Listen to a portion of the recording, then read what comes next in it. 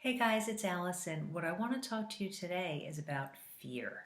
It's real popular lately, isn't it? We are living in a time of unprecedented fear.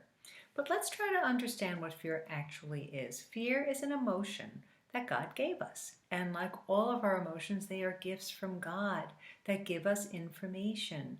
Now, nobody wants to be fearful or anxious, of course, but think about how fear can help us. We see something that's dangerous, we see something about to hurt us. We have an immediate emotional reaction. It's not a thought reaction, on the emotional level of fear. Then our thoughts come in to decide, how do I express this? Do I express this? And what do I do in response to it? Right? That's the essence of emotional health, that our emotions are guided well by reason. Right? They all have to be experienced. Now, we're living in a time where I think we have to just take back some power here, because fear, we can't help but be afraid when we have a message that's given to us day after day after day of fearing something like this virus. But at some point, I think a lot of people are starting to say, wait a second, I don't want to live like this anymore. I know I did months ago. I just thought, I've had enough. I will not live in fear like this.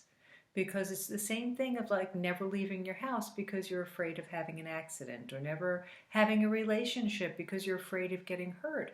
Everything in life involves some risk. So it's a matter of learning how much risk you're willing to manage, how much risk you're willing to take on. But I do think that we do need to make a decision whether or not we live in fear. Now, what I see going on is that there are certain people who are trying to manipulate us with fear to get some control over us, let's face it. And doesn't this happen in other regards? I mean, think about even advertising. They either appeal to our vanity or our pride, or they appeal to fear, right? The whole insurance industry is all about fear. Now, I'm not saying it's not legitimate. We do have to sometimes be afraid, and we sometimes do need to be prudent and protect ourselves. So fear is a good thing in some ways, but we've got to be very, very careful. Now, if you are high risk in terms of the virus or whatever, certainly take precautions. Everybody should be washing their hands and taking precautions. But we're at a point now where there are some governors that are micromanaging even Thanksgiving, that you can only have this many people over, it must be outdoors, it's only 2 hours, you have to wear a mask. Guys, this is sick. This is just not normal. You have to make your own decisions, and you have to decide whether or not you are going to live as a hostage to fear, right? You don't have to.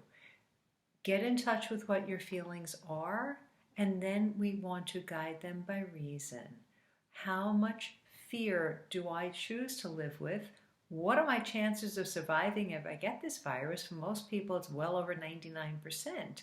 Maybe an inconvenience for some people. Yes, it may be more deadly if you have other health issues. So you need to take those precautions. But we need to start taking back our power. And even if it's not the virus that you're fearful of, maybe you're afraid of being hurt in a relationship. Maybe you're afraid of leaving the house because you'll have an accident.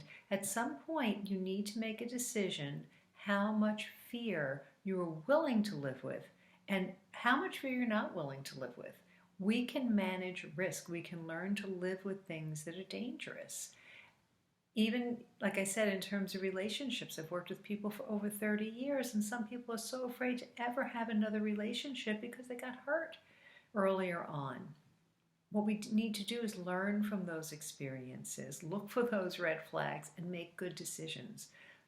But fear, like I said, it's an emotion, but you also have to make a decision about it. So I hope you find that helpful. God bless you, and I will see you soon.